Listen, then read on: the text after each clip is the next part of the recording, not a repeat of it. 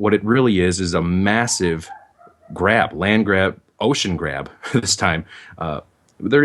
Where mega corporations, multinational corporations are going after the resources, and they're going to designate large portions of the ocean as no-go zones. You're listening to the Corbett Report. Welcome, friends. James Corbett here, CorbettReport.com, and I am coming to you on April 22nd, 2016, aka a date that might live in future infamy. People may not have heard about this, and there probably won't be a lot of fanfare, but today is the date that in New York they are going to have the formal signing of the Paris Climate Agreement that was reached in Paris, France, in December of last year. That will, in many ways, set the tone and the future of the development of the $90 trillion plus of energy infrastructure development that's going to take place over the next few decades. And that is all being done, well, not so quietly. It was done to great fanfare, but as I say, this signing ceremony that's going on today probably will not be in the news headlines.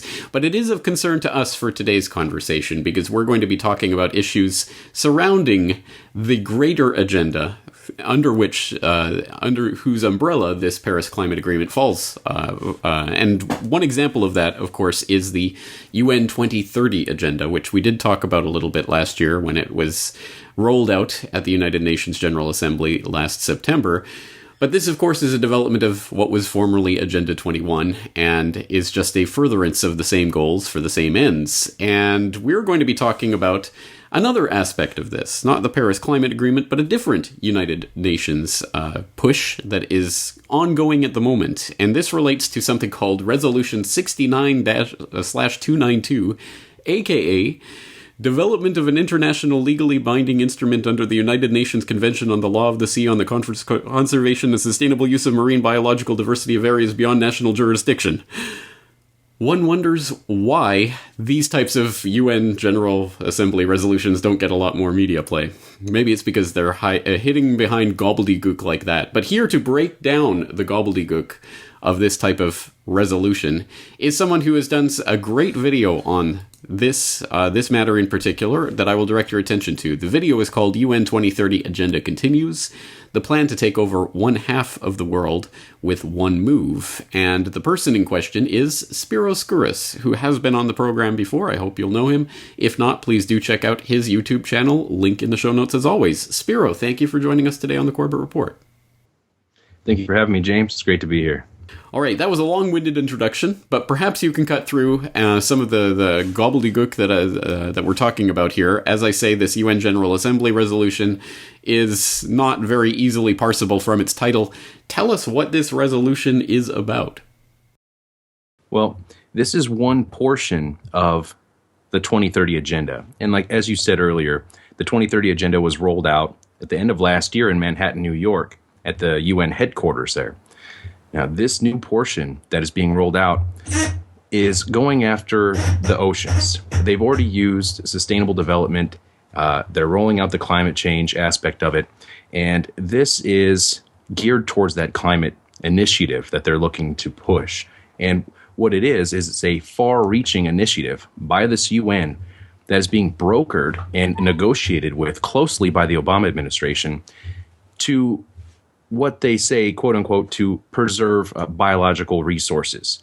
But what it really is a massive grab, land grab, ocean grab this time. Where mega corporations, multinational corporations are going after the resources, and they're going to designate large portions of the ocean as no-go zones. So tell us about who is involved in this, because of course the idea here that is given to the general public is that these types of UN General Assembly resolutions are being administered by angels descended from heaven to rule over the world benevolently. But oddly enough, there are some interesting organizations that are on board with this resolution and its attempt to create these no-go areas in the oceans. So tell us about some of the groups that are behind this. Well, one of the main players in this is the National Resource Defense Council, the NRDC. Now, they work as a squadron of 33 environmentalist groups known as the High Seas Alliance. Well, this Natural Resource Defense Council has somewhat of a shady background when you start to look into their funding. I mean, they always say follow the money, right? Well, of course, they're being funded by hedge fund billionaires such as George Soros, and the list goes on. So that right there raises some big red flags to me, because they are working hand in hand with the United Nations and the Obama administration to get this one aspect of this 2030 agenda pushed through while everyone's worrying about Trump and Clinton. Exactly right. The big boys are playing at the big table. All right, Soros being behind one of these types of shadowy groups should be no surprise to anyone in my audience by this point, but you also unearthed some interesting information about something called the Pew Charitable Trust. What is this wonderful benevolent organization? Well, of course, they want to save the planet on the surface, and they make what their intent, they make their intent sound like it's really great. You know, something like, how could you be against what they're doing? And to break it down, Pew Charitable Trusts basically is a massive group that's been lobbying tens of millions of dollars to sway and influence politics and legislation from the local level all the way up to international levels. And when you look into the background of the Pew Charitable Trusts, you see that the founder, Joseph N. Pew, is the same Joseph N. Pew that is the founder of the Sun Oil Company, which is now Sunoco. I don't get it. An oiligarch behind one of these environmental save-the-world organizations? I never imagined it. No, of course I did know this, because I've been doing a lot of research on this topic recently in preparation for my Big Oil sequel. But let's try to break this down for people. Why is Big Oil interested in these UN General Assembly resolutions that can help to confiscate, essentially, parts, large sections of the world's surface? Well, when it comes down to it, the way I see it, it comes down to power, control, money, greed. And you take things like this, the TPP, for example, which has secret tribunals, which is being overseen by the UN Security Council, I might add. This is another aspect. It all kind of ties together. Then you have the climate agenda. Then you have the sustainable development. And what they're doing, what it appears to they're doing, is they're setting up a massive monopoly over everything for that control of the resources. And the way I see it playing out is they're setting the stage and the framework to establish legally on paper through international law global governance. So it'll give them the ability to regulate and tax any country, any person, any nation into obedience. The agenda here is so large that it's difficult for most people to get their head around, because it really is about control of the planet itself, the entire planet and all of its resources. That is the ultimate end goal of this, and it's being done section by section, piece by piece, methodically so. And it's just difficult for people to understand this. And the first order of understanding, I think, as you say, is the monetary aspect of this. Obviously, there is unimaginable amounts of wealth to be gained from this monopolization of the planet's resources. The Ocean Biodiversity Treaty resolution itself, as you've noted in your video, is to the tunes of trillions of dollars. Let's talk about the monetary aspect of this and the monetary incentive for these types of corporate foundations and other things to try to monopolize the planet's resources. Sure. Well, Pew Charitable Trust, for example, if you look at some of their business partners in the past who they've worked with, it consists of the same type of Soros groups, Carnegie Foundations, and others, Ford Foundations. When they lobby tens of millions of dollars, they are able to turn that investment around and make hundreds of millions, if not trillions of dollars, by getting exclusivity to these resources and these areas. No-go zones. No one can go there and do their private exploration. They say specifically in this UN, this next phase of this UN agenda here, the 2030 agenda, that first they list all of, yes, we're going to protect, we're going to stop overfishing, and we're going to do all these great, wonderful things that sound reasonable, something that most reasonable people would endorse. But then at the very bottom there, they tuck in hydrocarbon exploration. And when you look into, okay, well, what's hydrocarbons? Well, hydrocarbons are found on Earth naturally occurring in crude oil. And that's where they are found in their largest capacity. And so then that starts to connect the dots for me when I see Pew Charitable Trusts lobbying to push for these no-go zones, because they're an oil company, they're a gas company.